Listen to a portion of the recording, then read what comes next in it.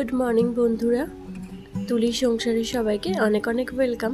আশা করছি সবাই বেশ ভালো আছো, আর আমরাও কিন্তু বেশ ভালো আছি। আর আজকে সকাল থেকে ব্লগটা তোমাদেরকে সঙ্গে নিয়ে শুরু করছি, দেখতে থাকো। আশা করছি আজকের ব্লগটাও তোমাদের বেশ ভালো লাগবে।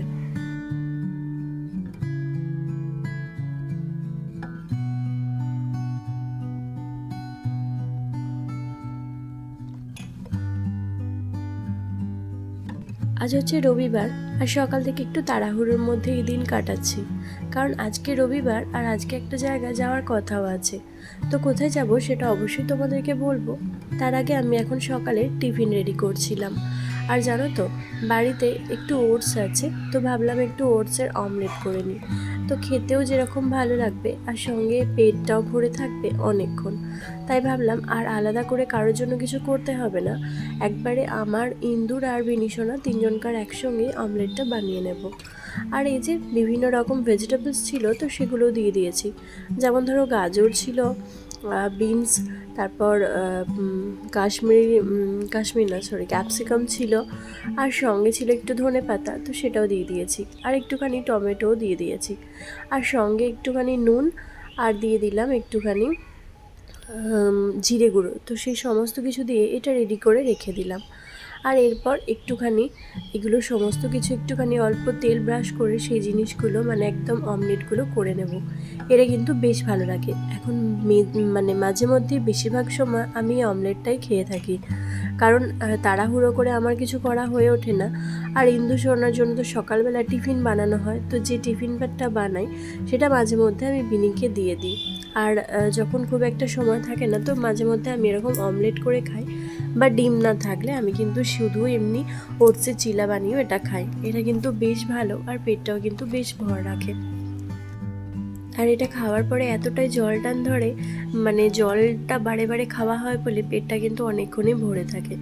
তো তারপর এখানে একটু তরকারি বানিয়ে নিচ্ছিলাম, যেহেতু আজকে আমরা সকালের দিকে একটা জায়গায় যাব, আর সেই জন্য তোমাদের দাদার মতো অল্প একটুখানি ঢ্যাঁড়সের তরকারি করছিলাম, আর সঙ্গে একটু ডাল করে দিয়েছিলাম, আর একটুখানি ডিমের অমলেট করে দেবো। তো অমলেটটা আমি করব না, যদিও রেডি করে রেখে দেবো।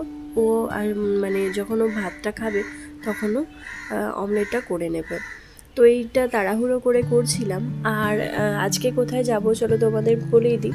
আজকে হচ্ছে রথ, তো সেই জন্য আজকে দিদির বাড়ি যাব। আর সেই জন্যই সকাল থেকে একটু ভেবেছিলাম তাড়াহুড়ো করে রান্না টান্না করে দেব। প্রথমে ভেবেছিলাম যে সকালে ডেকেই যাব, কিন্তু আমার যে কাজ করে যে মেয়েগুলো তাদেরকে তো বলা হয়নি। আর একজন অবশ্য অনেকটা ভোরবেলাতে কাজ করে দিয়ে গেছে। তো মানে অনেকটা ভোরবেলা বলতে একদম সেই সাড়ে ছটা, 5:30, 5:45 এরকম সময়। কিন্তু আরেকজন তো আসতে অনেকটা দেরি করে, সেই জন্য ওকে বলা হয়নি। আর ভাবলাম ওকে মানে অনেকটা দেরি করে, তাহলে ও কাজ করে যাওয়ার পর তারপর আমরা বেরাবো। তো সেই জন্য আমরা অনেকটা বেলাতে 12টা ট্রেনে গিয়েছিলাম। আর এখানে দেখো, কালকে আমার বাবার বাড়ি থেকে মুড়ি পাঠিয়েছিল, তো সেগুলো ঢালাই হয়ে ওঠেনি। ভাবলাম আমি যখন আজকে থাকবো না, আবার কালকে বিকালে আসবো, তো সেই জন্য এখানে মুড়িগুলো ঢেলে নিচ্ছিলাম। নাহলে যদি মুড়িগুলো মিয়ে যায় তো তখন মানে আরও অনেকটা অসুবিধা হবে, কারণ এই এতটা মুড়ি, আর যদি মুড়িগুলো শুকিয়ে যায় না, তো তখন খেতে না ভীষণ বাজে লাগে। তো সেই জন্য একবারে মুড়িটা ঢেলে রেডি করে রেখে যাব। আর এমনিতেও আমার হাতে একটুখানি টাইম ছিল, তাই সেই সমস্ত কাজগুলো আমি একদম গুছিয়ে নিয়ে করে রেখে গেছিলাম। আর সঙ্গে ঘরটাও একটু গুছিয়ে দিয়েছিলাম, কিন্তু সেটা আজকে তোমাদের সঙ্গে শেয়ার করা হয়ে ওঠেনি, কারণ ওই যে প্রথমেই বললাম একটু তাড়াহুড়োর মধ্যে ছিলাম, সেই জন্য সমস্ত কাজটা আজকে দেখানো হয়ে ওঠেনি। তো যাই হোক, আর আমাদেরকে নিতে আমার দিদির ছেলে এসেছিল, তো অনেকটা আগেই চলে এসেছে। তো এবার ওর সঙ্গে রেডি হয়ে বেরিয়ে পড়বো।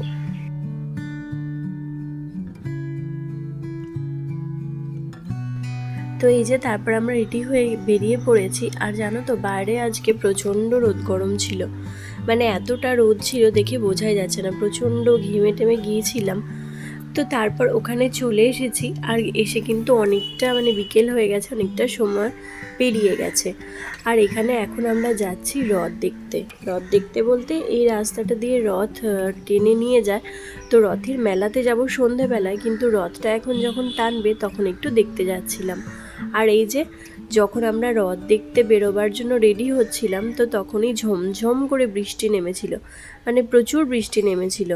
তো সেই জন্য মানে আমরা আটকে পড়েছিলাম। আর সেই সঙ্গে ভাবলাম রথটা বেরিয়ে চলে গেল কিনা, তারপর কিন্তু রথটাও আটকে গেছিলো।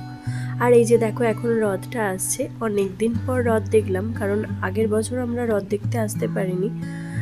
বিনি সোনার যখন 8 মাস বয়স, তো তখন আমরা এসেছিলাম রথ দেখতে, 8 মাস না 10 মাস এরকম একটা, খুব ছোট্টবেলাতে।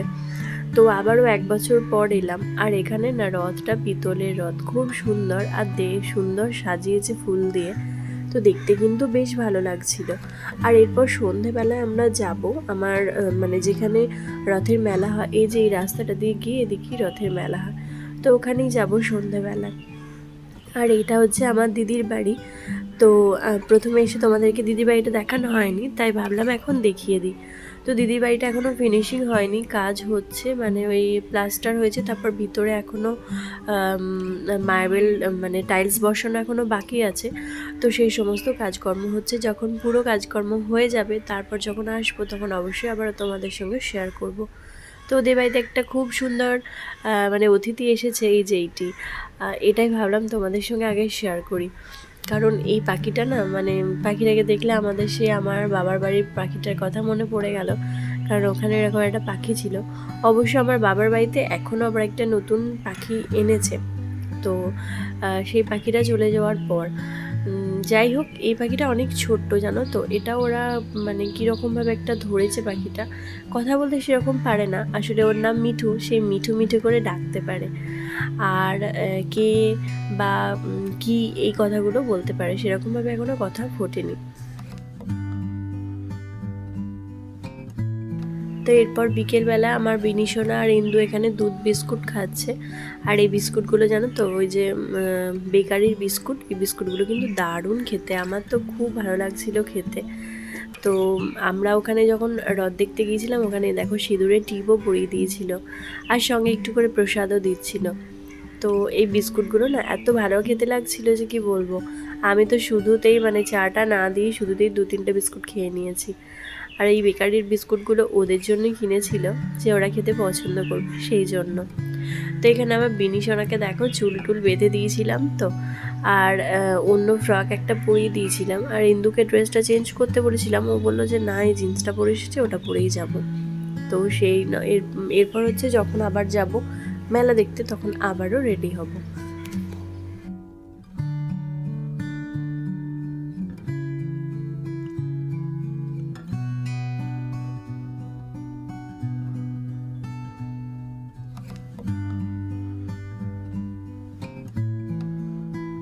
ড্রেসটা পরে নিই, তারপর বিনিকে রেডি করছিলাম, মানে ওকে চুলটা বেঁধে দিয়েছিলাম, আর কিছুতেই চুল বাঁধবে না, কেন যে এরকম করে জানি না, কিছুতেই চুলটা বাঁধতে চায় না, আবার যখন বেঁধে দিই তখন আবার খুলতে চায় না। তো মানে যখনই বলি যে তোমাকে দেখতে খুব সুন্দর লাগছে, তখন কিন্তু ওর বাঁধার ভীষণ ইচ্ছা হয়, আর না হলে ও বাঁধতে চায় না। যখন ওকে কেউ বলবে যে খুব সুন্দর লাগে বেঁধে দেখতে, তখন ওর খুব ভালো লাগে। যাই হোক, ওকে একটা সাদা ফ্রক পরিয়ে দিয়েছিলাম, আর ভাবলাম সব সময় তো একটাই ঝুঁটি বাঁধা হয়, এবার দুদিকে 2টো ঝুঁটি বেঁধে দিই, তাহলে একটু বেশি ভালো লাগবে দেখতে। তো অনেক রকম অনেক কাণ্ড করে তারপরও চুলটা বাঁধতে হয়, নাহলে কিন্তু বাঁধতে চাইনি না। যাই হোক, আমাদের কিন্তু এখানে এসে ভীষণ মজা হচ্ছিল, যদিও আমরা কালকের দিনে চলে যাব, কারণ কালকে সোমবার, আর মঙ্গলবার হচ্ছে ইন্দু স্কুলের খাতা, যে এক্সাম দিয়েছিল সেই খাতা বেরোবে, আর মঙ্গলবার এদের এখানে বিপত্তারিণী জানো তো। তো ভেবেছিলাম থাকবো, কিন্তু ওই যে স্কুলের খাতা দেবে সেই জন্য, আর এই বছর তো স্কুলে নতুন প্রথম, তো সেই জন্য আর থাকতে পারবো না, তো চলে যাব। আর দেখি আবার যদি পরে আবার আসতে পারি। যাই হোক, এখানে দেখো আমার বিনি সোনা পুরো রেডি, আর ওকে না চুলগুলো সুন্দর করে নামিয়ে সামনে সাজিয়ে দিতে হবে, তাহলে কিন্তু ওর বেশি ভালো লাগে। আর এরকমই সেম একটা ড্রেস ইন্দুকেও পরিয়েছিলাম, মানে সেম ফ্রক একটা।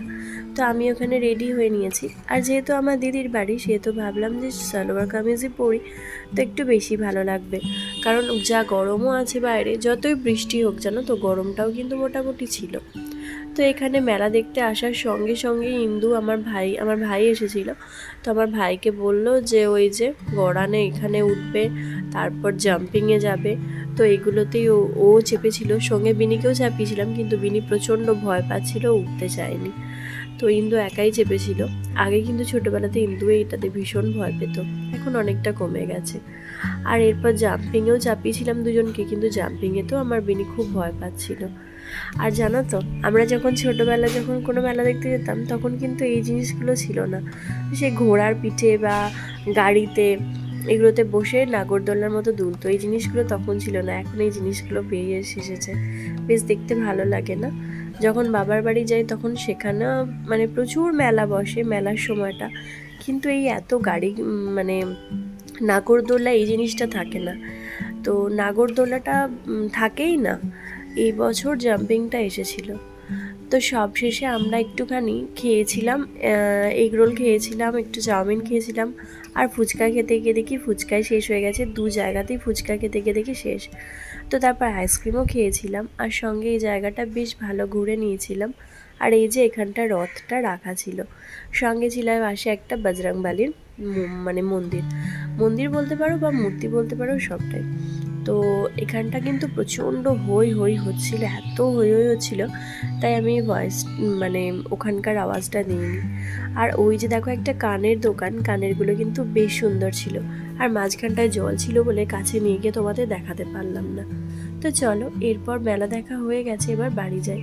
আর বাড়িতে দিদি রান্না করেছিল চিকেনের ঝোল, তো এটা দিয়ে আজকে রাত্রে ডিনারটা শেষ করেছিলাম। তো চলো, আজকের ব্লগটা এতটুকুই।